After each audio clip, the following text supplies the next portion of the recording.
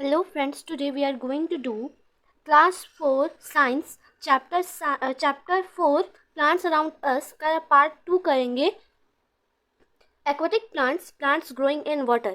इससे पहले हम लोग terrestrial plants growing on land ये बना चुके हैं, डिस्क्रिप्शन में आप जाके देख सकते हैं। पहले उसको देख लीजिए, समझने में ज़्यादा आसानी होगी। हाँ। ये terrestrial plant growing on land में ये ग्रो होता है, और यहाँ दिया है aquatic plant growing in water, ये वाटर में ग्रो होता है। In ponds, एक्वा का मतलब ही होता है वाटर, है ना। हाँ। Many plants growing in ponds, lakes and other water bodies। बहुत सारे प्लांट है जो पॉन्ड में, लेक में और दूसरे वाटर जल के जगह पे होते हैं। Such plants found in water are called aquatic plant। ऐसे प्लांट जो वाटर में मिलते हैं, वाटर में जन्म लेते हैं, वो एक्वेटिक प्लांट होते हैं। तो Aquatic plants are of two main types।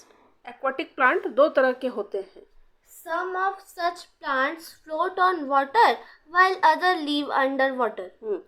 तो कुछ प्लांट जो है वो वाटर पे फ्लोट करते हैं, यानी कि तैरते हैं, और कुछ जो है वो अंडर वाटर होते हैं, यानी कि जमीन, वाटर के नीचे जमीन में गहराई में होते हैं। ठीक है, तो समझ गए, दो तरह के होते हैं एक्वेटिक प्लांट। एक होता है फ्लोट, है ना, जो फ्लोटिंग करते तैरते हैं, और एक होता है अंडर वाटर प्लांट।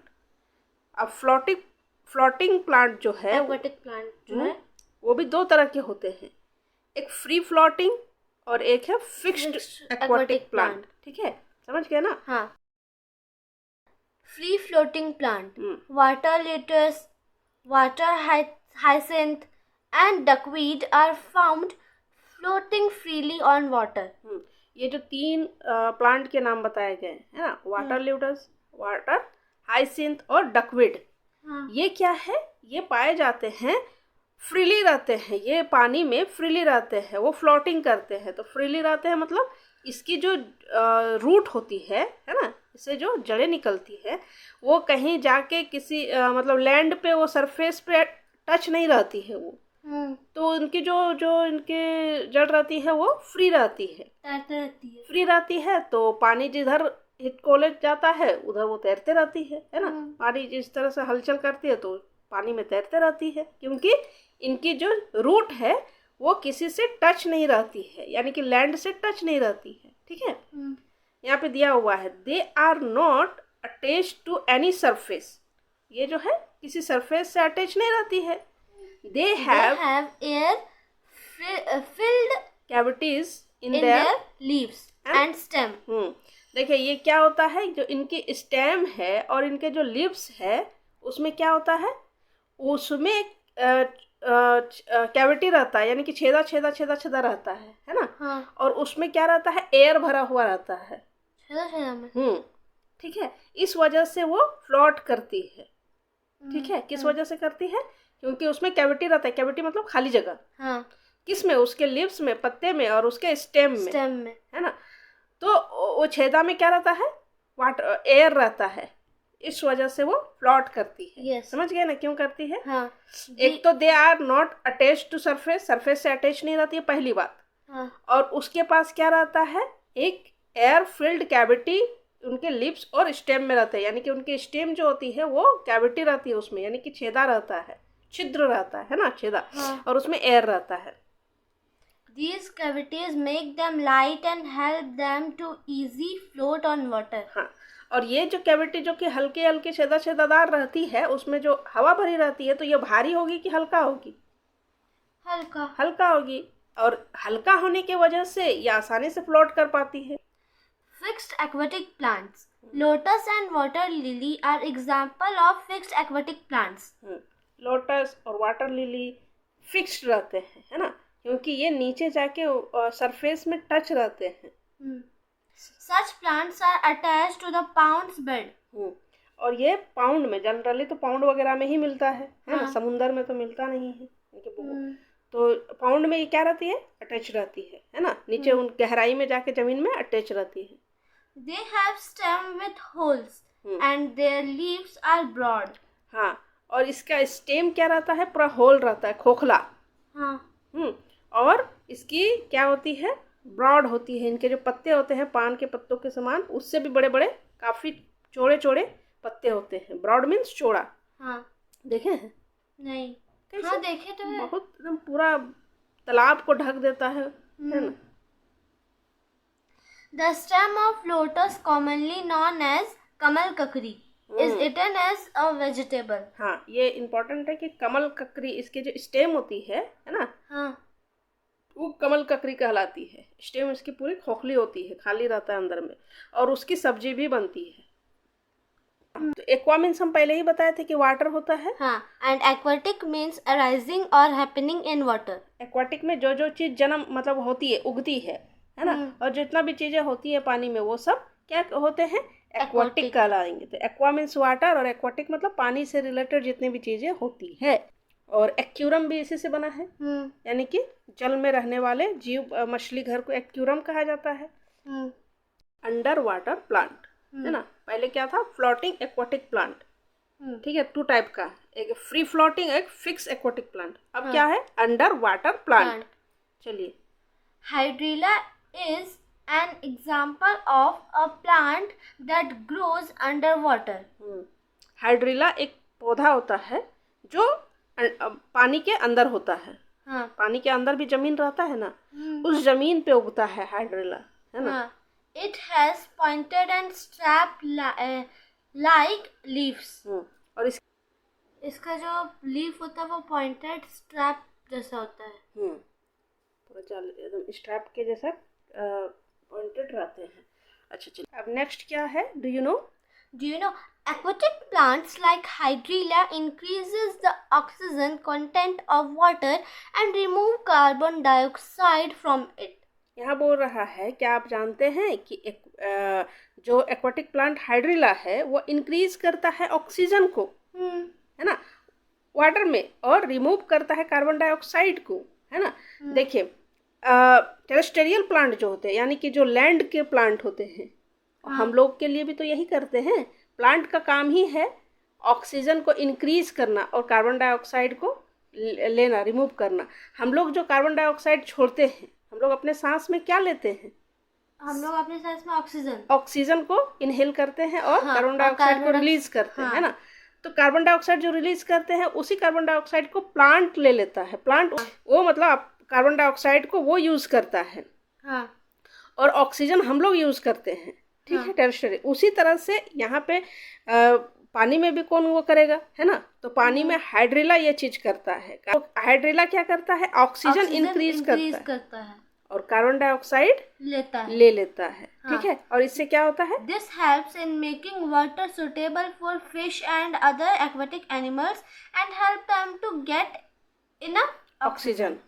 और इससे क्या होता है? जितने भी पानी के अंदर जितने भी फिश होती है या दूसरे एक्वाटिक एनिमल्स होते हैं, है ना, 1000 तरह का तो फिशेस होते हैं, है ना।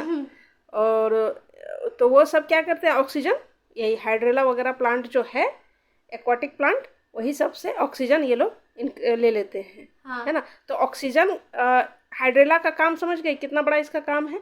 हाइड्रिला जो है पानी में ऑक्सीजन की लेवल को बढ़ाता है। One day cultivation of plants. Plant का कल्टीवेशन मतलब खेती करना, है ना। हाँ।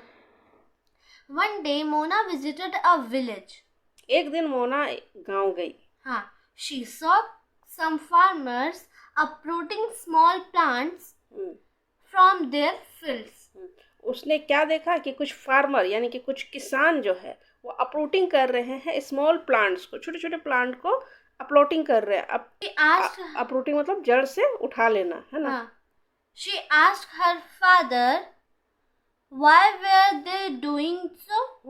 तो उन्होंने अपने पापा से पूछा कि ये लोग ऐसा क्यों कर रहे हैं, जो पौधा लगा हुआ है ना, उसको क्यों उखाड़ रहे हैं, है ना। Her father told her that plants like sugarcane, maize, wheat and rice are grown in this way by the farmers.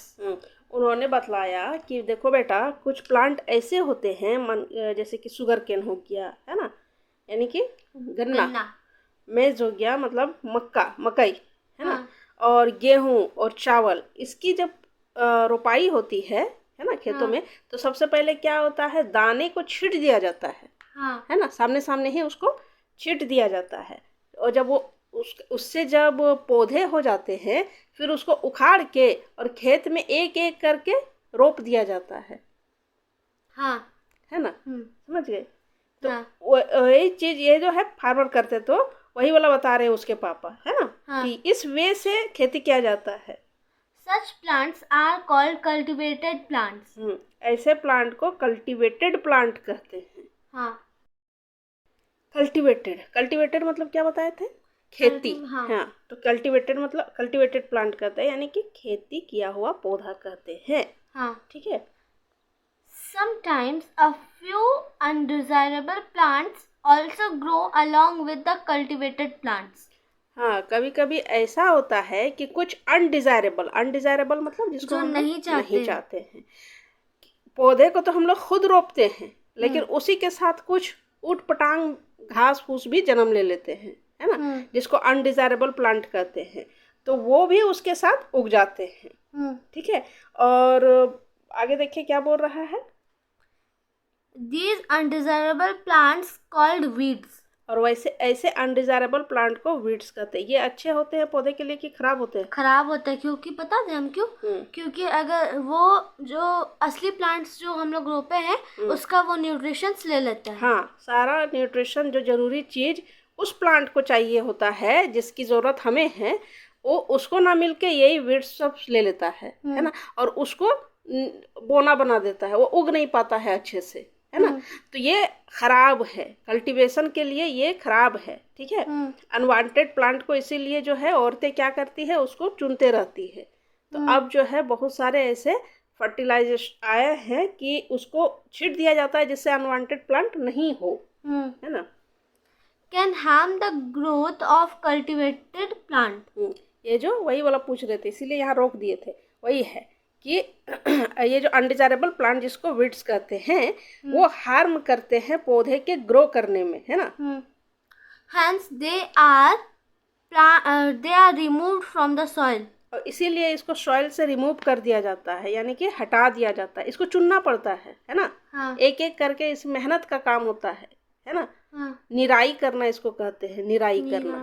हाँ, हिंदी से निराई करना। और जो अनवांटेड प्लांट है उसको खरपतवार कहते हैं। ऐसे ही उग जाते हैं कुछ भी, है ना, तो उसको निकालना पड़ता है, एक एक करके उसको हटाना पड़ता है। तो बहुत मुश्किल है। घर के लिए बगीचा हो तो आदमी कर ले, लेकिन बड़ा बड़ा जो जब खेती होता है अच्छे लेवल पे, एकड़ का एकड़ जब खेती होता है, तो उसमें तो एक आदमी इसको नहीं ना हटा सकता है। इसीलिए वैसे छिड़काव किया जाता है इस तरह कि अनवांटेड प्लांट ना हो, है ना। इसको सॉइल से क्या करना पड़ता है, रिमूव करना पड़ता है। ठीक है। Now let us learn how farmers grow plants for cultivation. चलिए अब हम लोग सीखते हैं, क्या सीखते हैं, कैसे फार्मर प्लांट्स को उगाते हैं। They first prepare their fields to sow the seeds. बहुत मेहनत का काम होता है, बहुत मेहनत, है ना। तो क्या बोल रहा है कि क्या करते हैं, वो पहले खेत तैयार करते हैं, और फील्ड मतलब खेत हो गया, तो सबसे पहले वो क्या करते हैं, खेत तैयार करते हैं, और उसमें सीड्स को शोक मतलब करता था, ऐसे छींटना, है ना, पूरा छींट देते हैं। For this, सीड्स मतलब बीज, है ना। For this they first dig the soil, lotion it and make it soft. और उसका करने से पहले क्या करता है ना, वो तो खेत तैयार कैसे होगा, खाली मुंह से बोल देने से नहीं तैयार हो जाएगा। कि खेत को तैयार करते हैं, कैसे तैयार करते हैं, कपड़ा उपड़ा पहनाते हैं, बाल उल झाड़ देते हैं। इसका बाल कहाँ होता है, इसका कपड़ा कहाँ होता है? तो इसका कपड़ा और बाल क्या होता है, पहले इसको क्या किया जाता है, सबसे पहले इसको डिग यानी कि खोदा जाता है ना। गड्ढा खोदा जाता है। गड्ढा मतलब बड़ा बड़ा गड्ढा नहीं, बस उसको हल्का किया जाता है ना। जो सख्त जमीन होती है उसको हल्का किया जाता है, तो उसको खुदाई करनी होगी ना उसके लिए। तो उसको ऐसा करके लूजन इट, और उसको लूज किया जाता है, एंड मेक इट सॉफ्ट, और उसको फिर मुलायम बनाया जाता है। तभी तो उसमें कुछ हम लोग रोप पाएंगे, है ना। हाँ। नहीं तो ऐसे एकदम टाइट जमीन में क्या डालेगी, तो डलाएगा ही नहीं अंदर। तो उस पहले उस जमीन को सॉफ्ट बनाना पड़ेगा। हाँ। तो ये काम डिफिकल्ट होता है सॉफ्ट बनाना, और इसके लिए this is called ploughing. Ploughing, इसको जुताई कहते हैं। जुताई। है ना, नहीं बोलते हल जोतना, हाँ। उसी को यही चीज जुताई होता है। मतलब पूरे टाइट जमीन को सॉफ्ट बनाने के लिए उसमें प्लॉइंग किया जाता है, मतलब उसको जोता जाता है। ठीक है, Plowing- जैसे जैसे ये जोत रहे हैं, हाँ। है ना। Plowing is done by using the plow, which is an iron structure. होगा उससे आयरन स्ट्रक्चर का रहता है। उसका जो जो जिसमें जोतते हैं ना, उसको हिंदी से बोलते हैं हल बोलते हैं, है ना। प्लो को क्या बोलते हैं, हल बोलते हैं। तो हल क्या होता है, लोहे का बना रहता है, उसका मुंह स्पेशली जहाँ से वो, और वो क्या करता है, ऐसे ऐसे जोता जाता है ना इसका, तो ये इसे क्या करता है, इसको जमीन को गड्ढा करते हुए जाता है ना। तो उसको हल जोतना। तो क्या होता है, प्लाव स्ट्रक्चर कैसा है प्लो का, आयरन का वो होता है। आयरन का रहने से क्या क्यों होता है वो, क्योंकि वो मिट्टी को जल्दी से कोड़ सके, है ना। These days plowing is done with the help of tractors. हाँ, आजकल क्या हो रहा है, सब चीज तो आसान हो गया है। अब कौन इतना हल और बैल का टेंशन लेता है, बैल को रखना, उसको खिलाना पिलाना, उसको गोबर साफ करना, कौन इतना टेंशन लेता है ना। इससे अच्छा है कि जिसके पास बड़ी बड़ी खेती है वो अपना खुद का ट्रैक्टर खरीद लेता है, और जिसकी छोटी छोटी खेती है वो भाड़े पे ट्रैक्टर लेके अपना हल खेतों की जुताई कर लेते हैं, है ना। तो अब खेतों की जुताई ट्रैक्टर के थ्रू हो रहा है। is followed by sprinkling of seed. Sprinkling मतलब होता है छिड़कना, छिड़काव करना। तो सीड्स का छिड़काव करना प्लोइंग करने के बाद, यानी कि हल को जोतने के बाद सीड्स को छिटा जाता है ना, तभी तो उसमें जाएंगे। अब यदि सूखे खेत पे तुम सीड्स को ऐसे छिट देगी, है ना, बहुत सख्त बहुत टाइट खेत है, तो उसमें कुछ होगा नहीं, वो हल्का रहेगा, तभी वो सीड्स जाएगी अंदर, और फिर उसमें पानी पड़ेगा तो फिर वो फभक के बाहर आ जाएगी, है ना। It is necessary to drop the right amount of seeds at regular distance. ये जरूरी है कि आप ऐसे नहीं है कि एक एक पूरा मुट्ठी भरो और कहीं छिटते जाओ, है ना। वैसा नहीं करना है बाबू। क्या करना है, एक सही अमाउंट में छिटना है और सही डिस्टेंस पे छिटना है। तो उसको समझो कि डाला जाता है, टप टप टप करके इस तरह से आगे बढ़ते जाओ, डालते जाओ, है ना। तो इस तरह से होता है। कितना डिफिकल्ट है कल्टीवेशन, समझ गए ना। खेती करना आसान चीज नहीं है। किसान को लोग तो समझते हैं ये लोग का कुछ काम ही नहीं रहता है, लेकिन हम लोगों से कहीं ज्यादा काम उन लोग का रहता है। सुबह सूरज उगने से पहले ही उठते हैं और देर रात तक सोते हैं और दिन भर खेत में काम करते हैं, तब जाके हमें 2 वक्त की रोटी मिलती है, अनाज मिलती है। तो देखिए, ये जरूरी है कि जब आप सीड्स का छिड़काव करें तो उसमें आप क्या करना होगा, राइट अमाउंट में देना है और सही डिस्टेंस पे उसको छींटना पड़ता है। The fields is then watered. उसके बाद फिर उसमें पानी दिया जाता है। After a few days, small plants started sprouting. और उसके कुछ दिन के बाद जो है छोटे छोटे पौधे क्या होने लगते हैं, निकलने लगते हैं, है ना। तो पहले एक पूरे टाइट खेत को जोता जाता है ना, प्लॉइंग की जाती है। उसके बाद फिर वो सॉफ्ट हो जाता है तब उसमें एक सही डिस्टेंस पे सीड्स को डाला जाता है, फिर उसमें पानी दिया जाता है, तब उसमें छोटे छोटे पौधे निकलने शुरू होते हैं। Along with these sprouts, weeds may also appear in the fields. तो स्प्राउट्स किसको कहते हैं, जब बीज जो होते हैं ना, जिसको हम लोग जमीन में डाल दिए, फिर उसमें पानी पड़ता है, तब उससे छोटा सा हरा कलर का निकलता है ना, है ना, उसी को स्प्राउट्स कहते हैं, अंकुर, है ना, अंकुर। तो स्प्राउट्स जब ये निकलने लगता है ना, निकल जाता है, तो उसी के साथ ये कहाँ पीछे रहने वाला है, अनवांटेड वीड्स, है ना। अनवांटेड प्लांट जो है ये कहाँ पीछा छोड़ने वाला है, दुश्मन कहीं नहीं पीछा छोड़ता है ना किसी का। तो ये जब उगता है तो इसके साथ साथ उसका दुश्मन भी उग जाता है ना। वो भी अपियर होने लगता है फील्ड में। वीड्स बता दिए थे, अनवांटेड प्लांट, है ना। जो इसकी जितने भी न्यूट्रिशन है, इसका जितना भी अपना इसको जो मिलना चाहिए, ठीक है। जमीन में जितनी भी फास्फोरस, पोटेशियम, न्यूट्रिशन, जितना भी चीज है जमीन में, वो सब चाहिए पौधे को ग्रो करने के लिए। और वो सब, ये सब अनवांटेड सब ज्यादा हो जाते हैं, क्योंकि ये कम मात्रा में नहीं उगते हैं, बहुत ज्यादा हैवी मात्रा में उग जाते हैं। तो फिर पता कैसे चलेगा कि ये मेरा प्लांट है और वो ये? अरे पहचान लीजिएगा, आप रोपिएगा माइज का, है ना, मक्का का, और उसके साथ आपको उग जाएंगे आलतू फालतू चीज, तो दिखाई ऐसे ही पड़ जाएगा। मकई का बारी में नहीं देखी है, मकई का पौधा देखिए कैसा दिखता है। और उसके साथ कोई अदर कोई रहेगा तो नहीं पहचानिएगा, उस तरह पहचान लीजिएगा। तो ये अनवांटेड चीज इसका खाना सब खा लेगा, तो फिर ये तो बढ़ेगा नहीं। हम लोगों ने इतना मेहनत किसान ने क्यों किया, इतना खेत को जो तैयार किया, किसके लिए किया? वीड्स के लिए। ये हमको क्या देगा? इससे हमको ना तो धान, ना तो चावल मिलेगा, ना मकई मिलेगा, ना गेहूं मिलेगा, कुछ नहीं मिलेगा। ये फालतू है, ये बस जमीन के पोटेशियम और न्यूट्रिशन को खाने वाला है ये।